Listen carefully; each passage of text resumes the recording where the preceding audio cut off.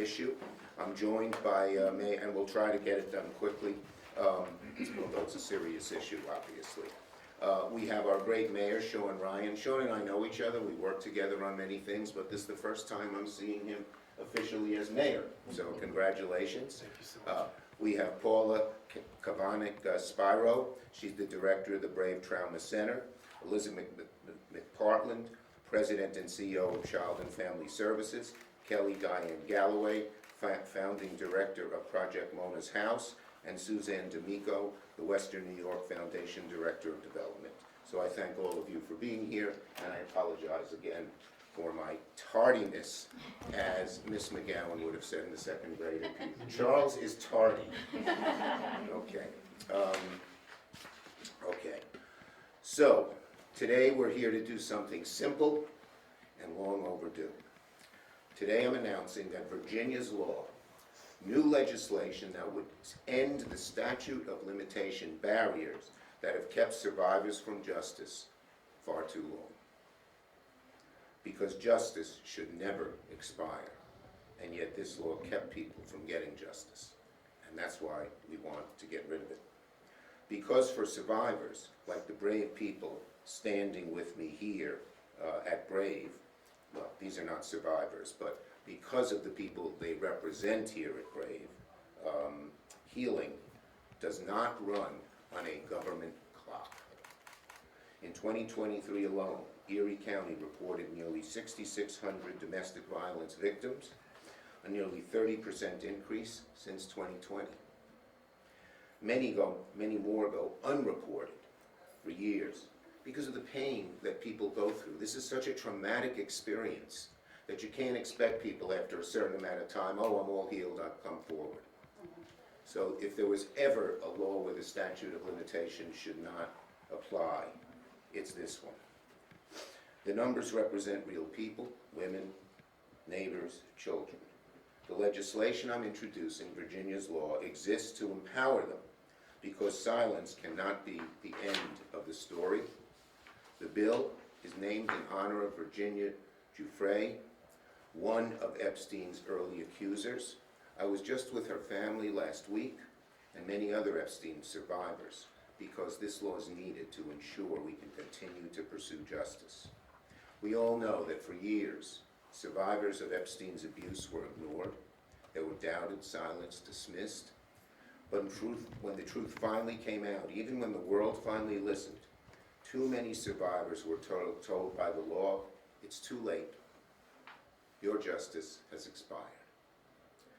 Not because the harm wasn't real, not because the abuse didn't happen, but because the system ran out the clock. That's not justice. That's a system that protects abusers by waiting survivors out. The new bill, Virginia's law, changes that because Virginia's story and the story of survivors standing here today demands not merely sympathy, but action.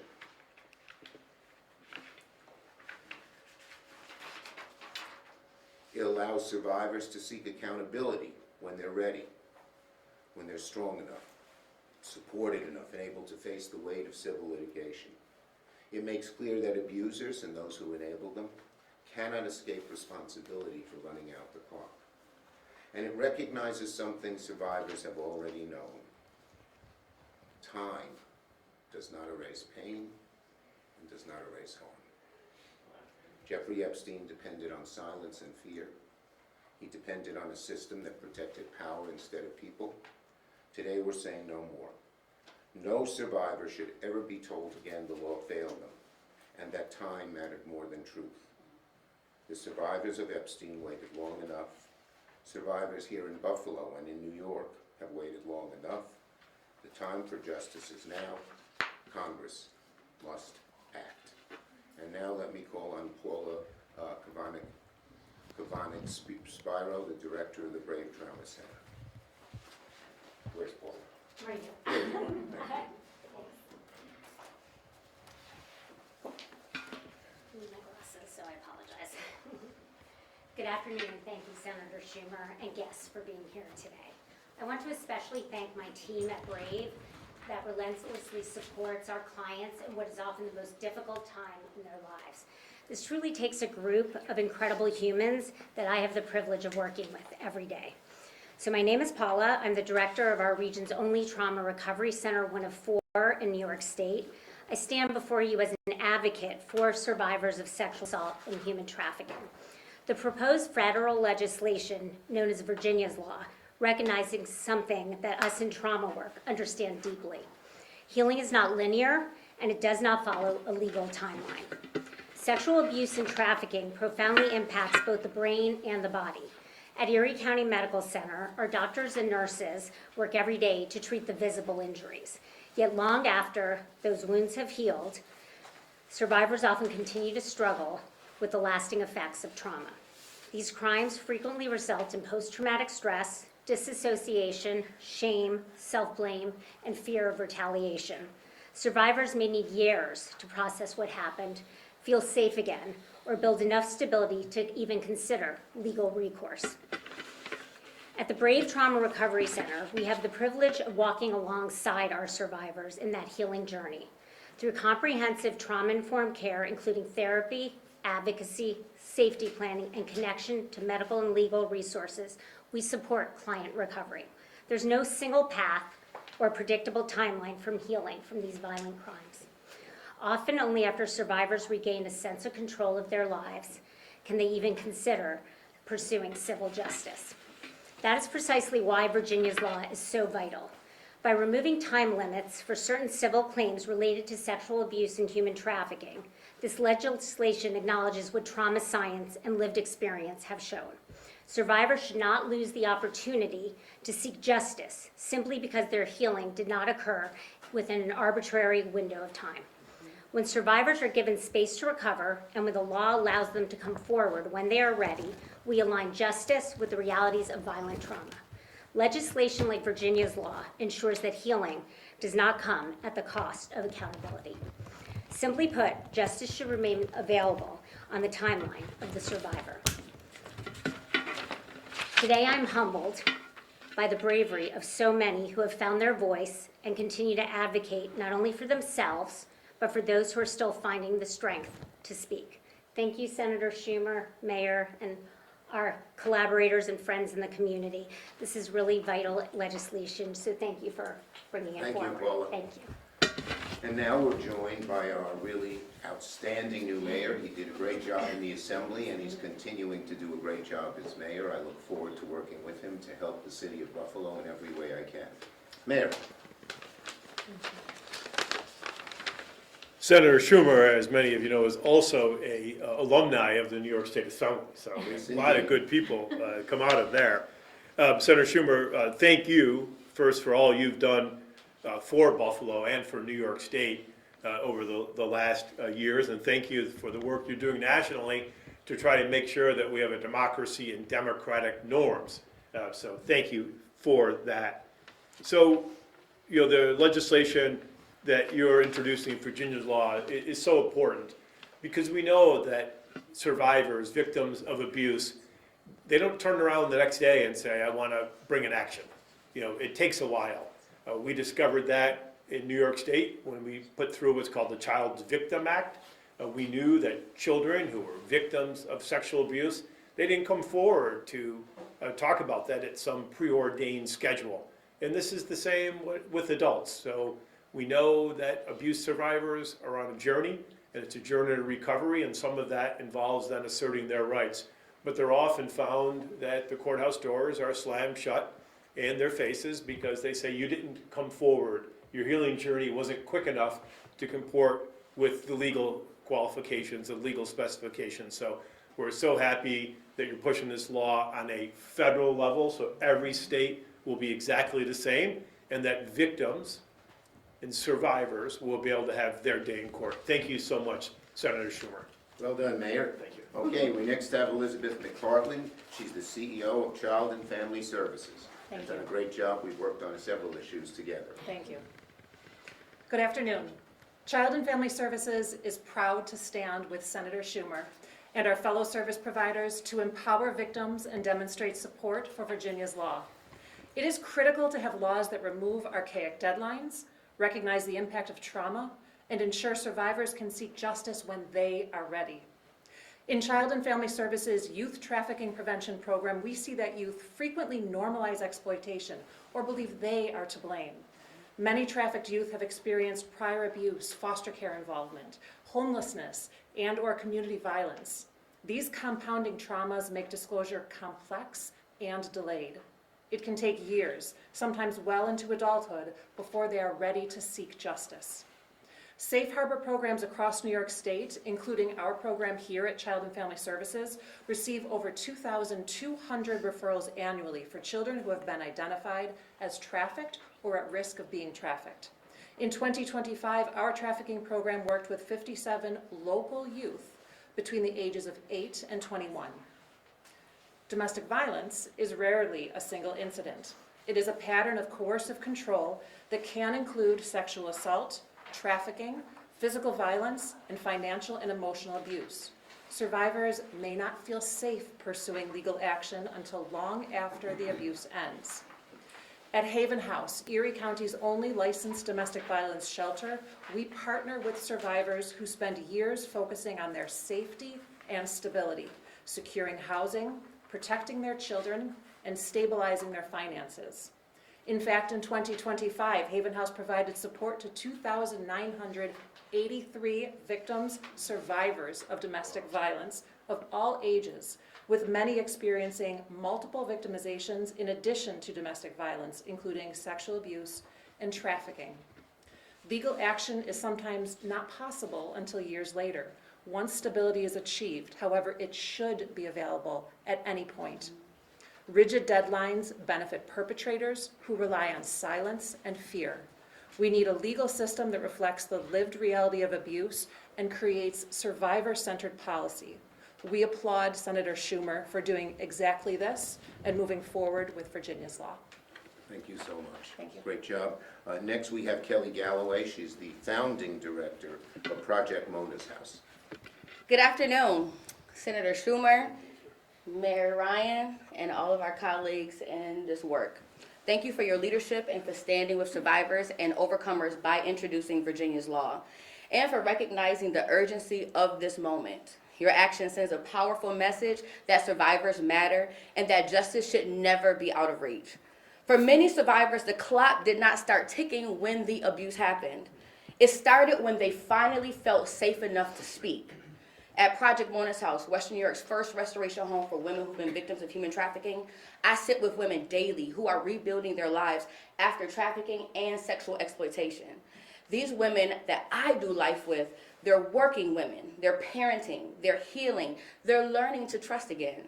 Many of them believe their opportunity for justice had already expired before they ever found their voice. Fear arrested them, shame silenced them, and trauma convinced them that coming forward would only make things worse. Trauma, coercion, manipulation, and fear can silence survivors for years. Healing does not follow a statutory deadline, and justice should not be limited by one. Virginia's law represents meaningful reform because it shifts power back to survivors and overcomers. So, by expanding these federal civil remedies and removing timelines for certain claims, it ensures that justice is not restricted or delayed because of procedural barriers. This legislation also acknowledges a difficult truth, and that is exploitation is rarely isolated. It is often sustained by individuals and networks who knowingly profit from abuse. Accountability must reflect that reality. Survivors connected to high-profile networks have reminded this nation once again that justice delayed is still justice denied. And many survivors who are not attached to high-profile cases are still waiting for their justice. Justice should not expire because trauma delayed disclosure. And those who benefit from exploitation should never be shielded by the passage of time. We are hopeful and prayerful that this legislation will receive strong bipartisan support in both houses of Congress. Survivors deserve unified leadership, and this is an opportunity for Congress to stand together on behalf of those who have suffered in silence. So I proudly support Virginia's law, and I urge its swift passage. There is more work to do in this fight, but this legislation is a critical step forward in ensuring that survivors are heard, protected, and empowered. Thank you so much. Great job. Thank you. And our last speaker is Suzanne D'Amico. She's the Western New York's Foundation Director of Development, the Women's Foundation of Development. Well, first, I'd like to thank Senator Schumer for having us, Mayor Ryan. But more importantly, I want to thank Senator Schumer for standing with survivors. Virginia's law is about a simple but powerful principle. Accountability should not have a deadline. For too long, statutes of limitations have shielded perpetrators and the systems that enabled them, allowing those responsible to evade accountability while survivors are denied justice. The data is alarming. In the United States, more than 423,000 people ages 12 and older experience sexual violence each year, yet only a fraction of these crimes are ever reported. Approximately 1 in 5 victims of child sexual abuse never disclose to anyone, and less than half of adult rape victims never report to the police. And we must be clear that women and girls are disproportionately impacted by sexual violence. The majority of survivors are women. The ripple effects extend into their health, their economic stability, their leadership, and their ability to fully participate in their community. At the Western New York Women's Foundation, we see firsthand how trauma affects women across all stages of their life, from adolescence to adulthood, from the workplace to home. Sexual violence is not just a personal violation, it is a barrier to equity. The trauma and barriers to reporting sexual violence are unique. Many survivors need years, sometimes decades, to process what happened to them or feel safe enough to come forward. Shame, fear, financial dependence, power imbalances, and institutional silence often keep survivors quiet long after that legal window has closed. Virginia's law recognizes this reality. It acknowledges that healing does not follow a legal timeline. Survivors deserve the opportunity to seek justice when they are ready, not when the system says time is up. At the Western New York Women's Foundation, we stand with survivors. We stand with you. Thank you. Accountability should not expire. Justice should not have an arbitrary deadline. Okay. Questions? I know we're running late. Yes. Senator Schumer, Sandra Tan with the Buffalo News. So given that the Republicans currently have the majority in Congress, do you have any bipartisan support for this law? Yeah, we're trying to get bipartisan support. We just introduced it, myself and a Democratic Congresswoman from the House, and she's working hard in the House, I'm working hard in the Senate. We expect this will be bipartisan. We know New York State had done look-backs, and probably the Yes, senator knows yes. that over there. Just, would this set a national standard now for other states, basically? Yes, Ron, sorry. Yeah, yes, that's exactly, I'm not supposed to say his name, I guess. But he's a good reporter, you know. Yes, it does two things. One, it sets a standard for the whole country. And two, it deals with many different kinds of abuse. Different laws single out specific kinds of abuse, but this is broad brush. Okay, any other questions? Okay, then we're gonna go. I'm sorry, on a related matter, did you have any thoughts or comments regarding Imani's testimony today? I didn't hear her testimony today. I was on that airplane. Yes. But she's been awful in this regard. And in terms of the Epstein files, she has withheld, she has not told the truth.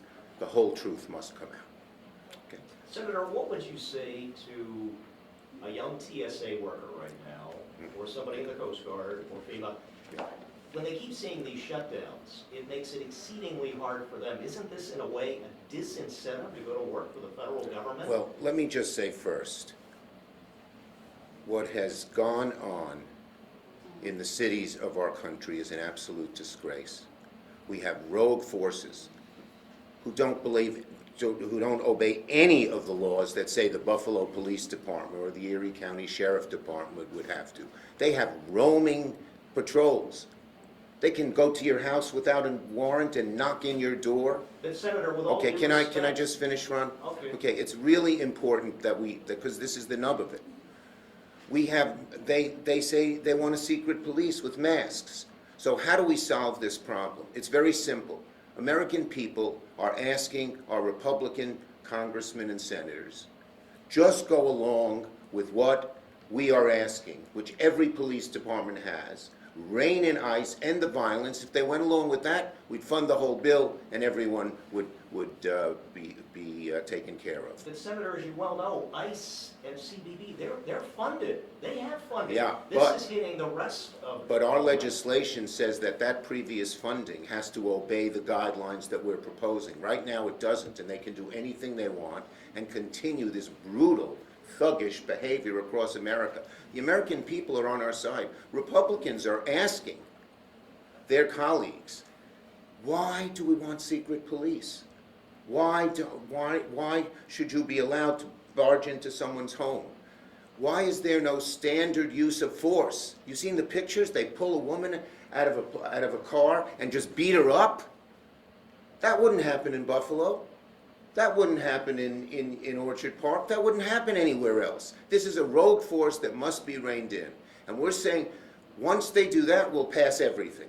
There's reporting here that there's no negotiations going on. That's not true. We are negotiating. So what's the end game here then?